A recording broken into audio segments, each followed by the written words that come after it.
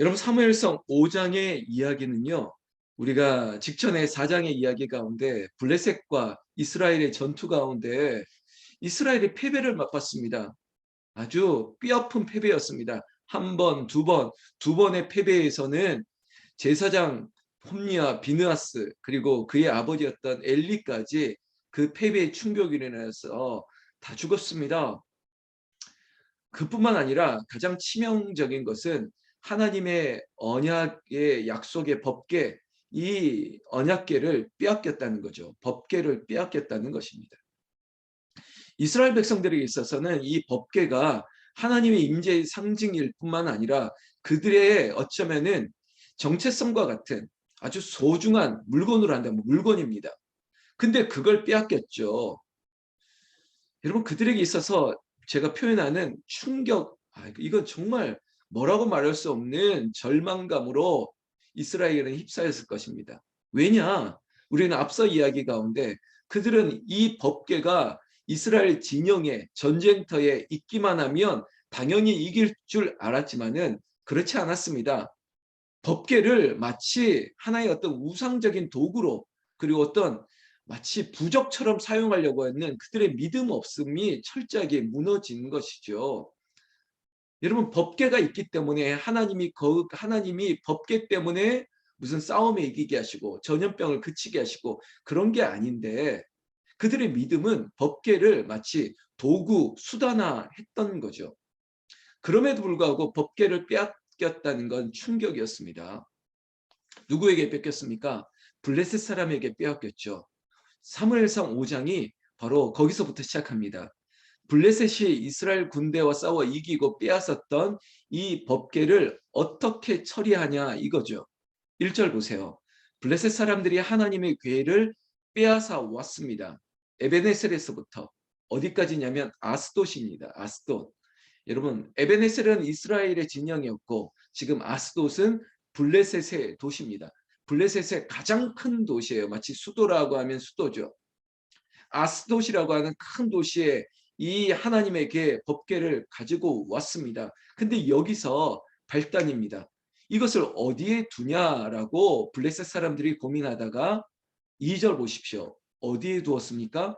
하나님의 궤를 다곤의 신전에 들어가서 다곤 곁에 두었다는 것입니다.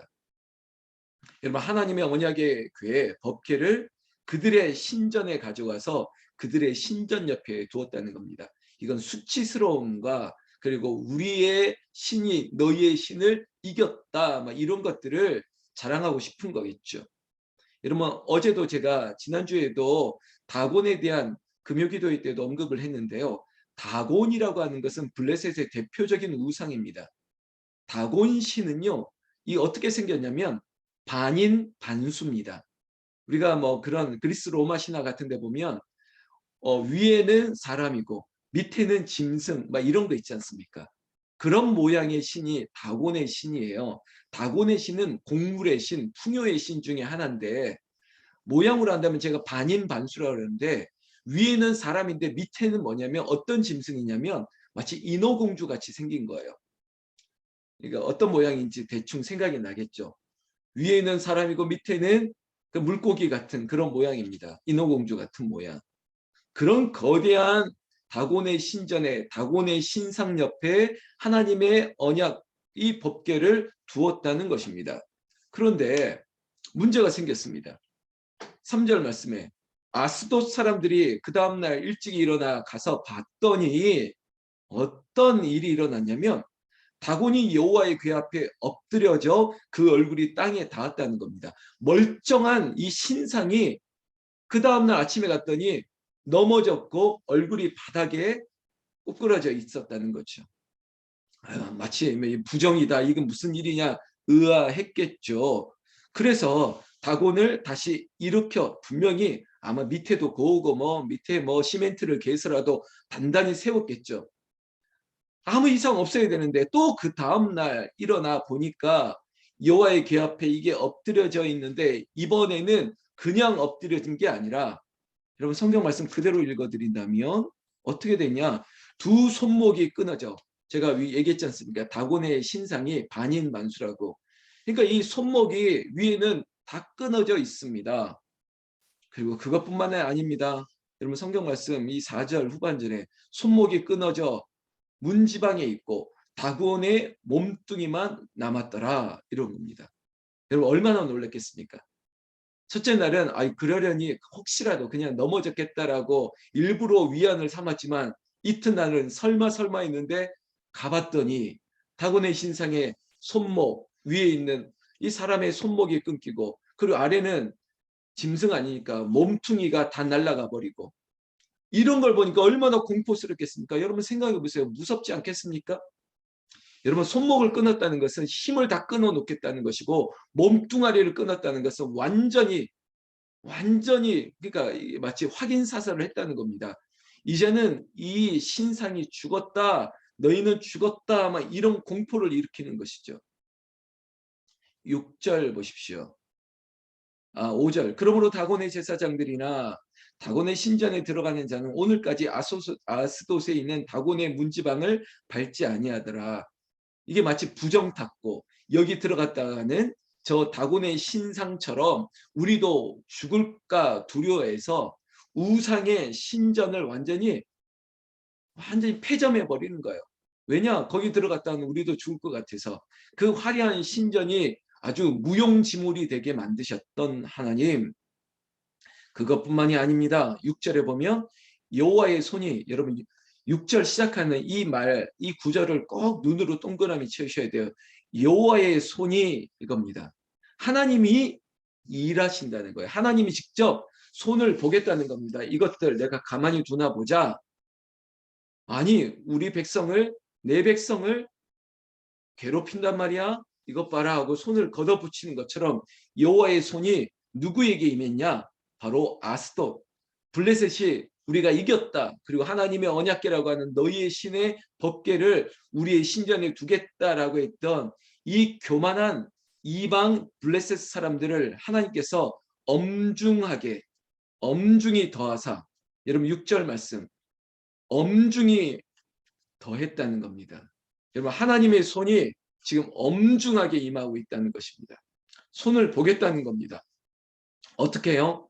독한 종기의 재앙으로 아스돗과 그 지역을 쳐서 망하게 했다는 것입니다. 여러분 독한 종기와 재앙 이걸 이제 다른 고증으로 살펴보니까 이 독한 종기가 무엇이었을까 많은 학자들이 예측을 하는데요. 흑사병, 그러니까 패스트죠. 패스트. 쥐벼룩으로 시작했던 이 질병이 확 퍼졌다는 거예요. 요세푸스 같은 역사학자들이 그런 얘기를 썼는데 왜냐하면 나중에 보면 알 건데 이것들을 다시 제자리에 돌려놓기 위해서 그들이 블레셋 사람들의 생각에 만들었던 것이 뭐냐면 이 쥐거든요. 쥐 모양을 금쥐를 만든 거예요. 금쥐를 만들어서 옆에 두고 지키게 만들었습니다. 그러니까 그게 이제 이유가 있는 거예요. 그러니까 쥐로부터 퍼져갔던 흑사병, 쥐벼룩으로 시작했던 패스트가 창궐해가지고 갑자기 죽다 보니까 이런 거 있지 않습니까? 독은 독으로 다스리는 거예요. 사실 우리가 먹는 약도 독이죠. 독. 우리 몸에 들어왔던 독을 독성분으로 죽이는 것. 이번에 우리가 이 코로나로 백신을 뭐 2번, 3번, 4번까지 맞으신 분이 있는데 우리 안에 들어오는 독을 사실은 이 백신이라는 게 독이거든요. 독을 독으로 다스린다는 건데 그러니까 이걸 받아들이지 못하는 사람은 후유증에 사망에 이르기도 했고 여러분 이 자리에 있는 여러분들도 후유증을 겪었던 것은 독이 들어오는 거기 때문에 그래요. 블레셋 사람의 생각도 똑같습니다. 독은 독으로 해결하려고 했던 거예요. 그러니까 쥐로 퍼졌던 이거를 쥐 금상을 만들어 가지고 어떻게 해보려고 했던 이야기가 앞으로 나올 텐데 전혀 의미 없죠. 어제 설교도 꼭 한 번 더 들으세요. 아무리 복잡하게 머리를 굴려도 아무것도 아닙니다. 의미 없습니다. 하나님이 하시는 일을 인간이 계획을 한들 인간이 머리를 굴린들 될 리가 있겠습니까? 여러분 이 패스트가 번졌는데 이 독한 종기로 막 죽어갑니다. 그러니까 어떻게 하겠습니까? 아스돗 사람들이 이거 큰일 났다. 저들의 신이 우리의 신 다곤을 치고 우리를 죽인다 이렇게 생각했겠죠. 여러분 그러면 이게 지금 처리 곤란한 법계가 된 거예요. 이 물건이. 그래서 그들이 그 다음에 어떻게 했냐면 8절 후반절에 보면 이스라엘의 신의 궤를 어디로 옮겼습니까? 가드로 옮겼어요. 그러니까 아스돗이 가장 큰 도시였는데 그 다음 큰 도시 가드로 옮겼다는 거죠. 마치 서울에 있는 것을 부산으로 옮겨 놓겠다는 거예요. 근데 가드로 옮겼더니 여러분 가드는 또 어떻게 됐겠습니까? 똑같아요. 9절 보니까 또 작은 자와 큰 자 성읍 사람들이 다 앞서 말했던 독한 종기 여기도 패스트. 여러분 당연하지 않겠습니까? 전염병이 마치 창궐하게 번져갔던 겁니다. 마치 지금 북한에 뭐 이제서야 이 오미크론 바이러스가 창궐하는 것처럼 갑자기 창궐하는 거죠. 여러분 이 가드 사람들이 가만히 있겠습니까? 안 되겠다는 거죠. 그러니까 10절에 보니까 다시 하나님에게를 어디로? 에그론으로, 여기는 마치 대전으로 옮기는 거예요. 그 다음 도시로, 서울에서 부산으로, 부산에서 찍고 대전으로 이렇게 옮겨 놓는 거죠. 그런데 이제는 에그론이 지금 우리로 따지면 뉴스를 다 들은 거죠. 아니 왜 그 격리자들을 왜 우리 동네로 보내냐고. 우리도 이 코로나 때 그런 일이 있었지 않습니까? 격리자들을 왜 서울에서 격리자들을 경기도로 보내냐고, 왜 강원도로 보내냐고. 그 동네 사람이 싫어한 거죠. 왜 그럴까요? 우리한테 전염되면 어떻게 하느냐. 우리도 해를 입으면 안 된다. 결국은 이기적이 되는 거죠. 근데 이기적이 아니라 생존이죠. 생존.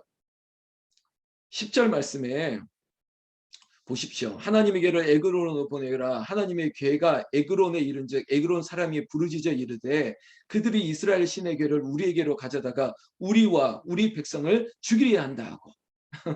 벌써 이거 하나님의 괴, 이스라엘의 신의 괴가 오면 우리도 죽겠다. 이거는 완전 기정사실이 된 거예요.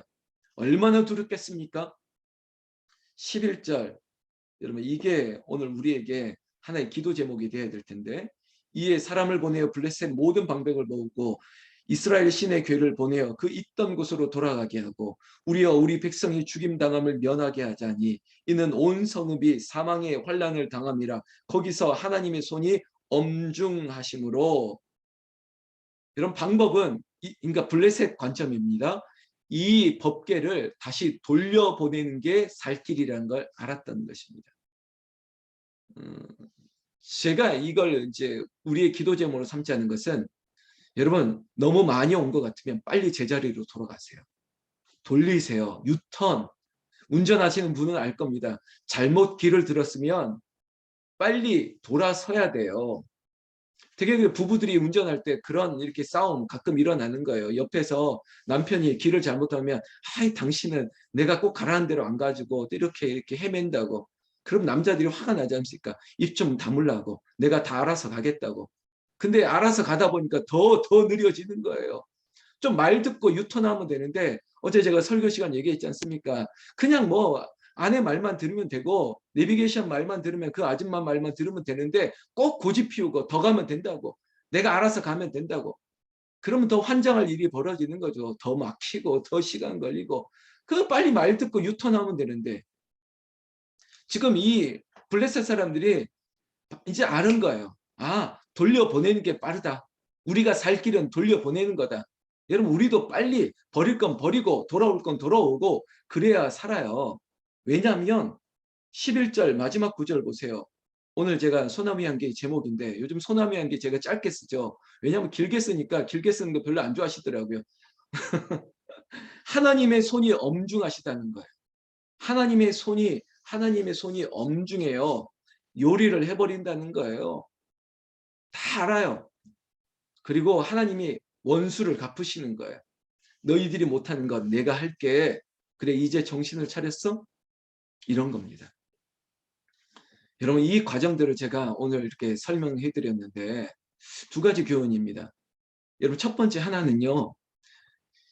이 한 번의 패배라고 생각할 수 있는 이스라엘 입장에서는 이게 치명타예요. 왜냐하면 이 한 번의 싸움이 지고 나니까 블레셋이 만만하게 보는 거예요. 하나님의 궤도 별거 아니네. 그래서 다곤의 신전에 두고, 물론 지금은 어려움을 당했지만 그들의 생각은 만만하네 이렇게 보는 거예요. 마치 여러분 기억하십니까? 여리고성을 이기고 났을 때 이 사람들이 교만해서, 이스라엘 백성들이 아이 정말 이름처럼 조그만 성은 아이고 뭐 하나님이 안 해도 우리가 하겠네 라고 했다가 어떻게 됐습니까? 완전히 뼈아픈 패배를 맛봤습니다. 근데 그 패배가 왜 중요하냐면 그 다음부터 이방 가나안 족속들이 이거 만만하네, 이거 해볼 만하네, 이런 생각을 가진다는 거죠. 여러분, 상대가 우리를 그렇게 보게 만들면 안 됩니다. 마귀와 사단이 아이고 요거 한번 찔러보니까 넘어가네, 아이고 김장로 찔러보니까 넘어가네, 본사 그래 뭐 안수 집사 뭐 목사 아이고 이거 한번 치니까 넘어가네. 여러분, 이걸 맛보게 하면 상대가 만만하게 보는 거예요. 여러분, 사회생활도 그렇지 않습니까? 여러분, 이게 꼭 사회생활뿐만 아니라 영적인 것도 마찬가지예요. 쉽게 보내, 만만하게 보내. 근데 여러분, 우리 뒤에 일하시는 분이 누구시냐면 엄중하신 하나님, 하나님의 손이 엄중합니다. 하나님의 백성을 건드려 하나님의 일을 부정되게 해. 여러분, 그거 가만히 두세요. 결국 하나님의 손이 엄중하심으로 말미암아 하나님이 손보는 거예요. 하나님 어떻게 손보습니까? 그래, 이제 알겠어? 아스돗에서 가드에서 에그론까지 하나님께서 그들에게 패스트와 같은 흑사병, 독한 종기와 같은 재앙으로 완전히 항복하게 만들었지 않습니까? 제발 좀 가져가라고. 제발 좀 이거 좀 가져가라고. 두 번째는 아까 말했습니다. 여러분, 하나님의 손이 엄중하시기 때문에 여러분, 우리가 하려고 할 필요가 없습니다. 오늘 이 얘기 꼭 새기면서 하나님의 손이 엄중하시다. 그래, 내 생각과 내 계획이 아니라 하나님 말씀대로 살아가야겠다. 그렇게 단순하게, 그래 하나님께 맡기면 하나님이 책임져 주신다. 단순하게 오늘 한 번 더 주일 설교도 들으시고 또 오늘 이 본문도 다시 보시면서 그래 하나님께서 모든 것 위에 하나님이 함께 하심을 믿으면서 오늘 하루를 힘있게 시작하시고, 그리고 최후 승리는 하나님의 손에 있음을 믿으시고 겸손하게 단순해지시기를 우리 주 예수님의 이름으로 축원합니다.